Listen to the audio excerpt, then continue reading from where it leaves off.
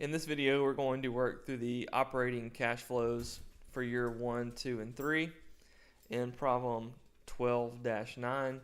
And the process should look familiar. It is the same process we went through in problem 12-8. We have the same two items. We have labor savings and we have depreciation. In this problem, we have labor savings of $44,000 per year. Depreciation is calculated just like it was before. Recall that we have an asset that's worth $120,500. In year 1, we're going to depreciate this asset by 33%. That's $39,765. In year 2, we're going to depreciate this asset by 45%. That's $54,225. And in year 3, we're going to depreciate this asset by $18,075. Remember that labor savings, that's expense savings, and that has a positive impact on net income. When we reduce expenses, income goes up. So these have little positive signs in front of them. The depreciation is negative because it's an expense. So these two items are netting against each other to get EBIT. EBIT in year 1, $44,000 minus $39,765 in depreciation is $4,235. In year 2, we have a negative EBIT, and that's okay. $44,000 worth of labor savings minus depreciation of $54,225. And in year 3, we have $44,000 worth of labor savings, $18,075 worth of depreciation.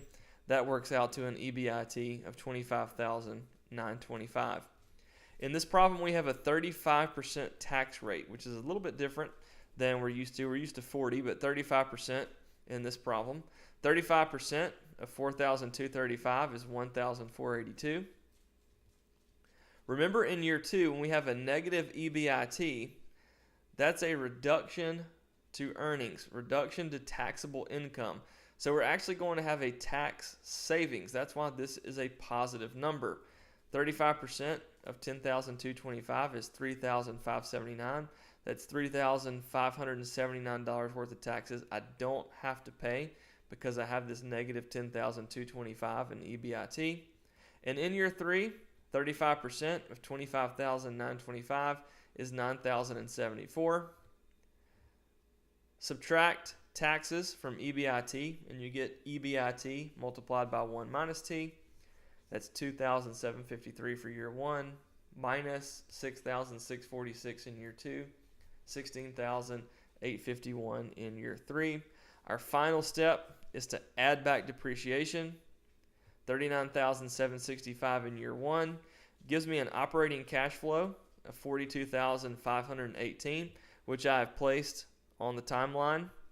In year 2, I have an EBIT times 1 minus the tax rate of negative 6,646.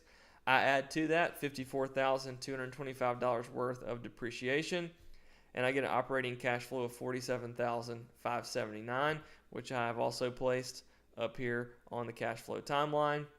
Year 3, we're going to sell this new milling machine. So I can't take 34,926 and place it on the timeline. I have to calculate after-tax net salvage value, which we'll do in video 3.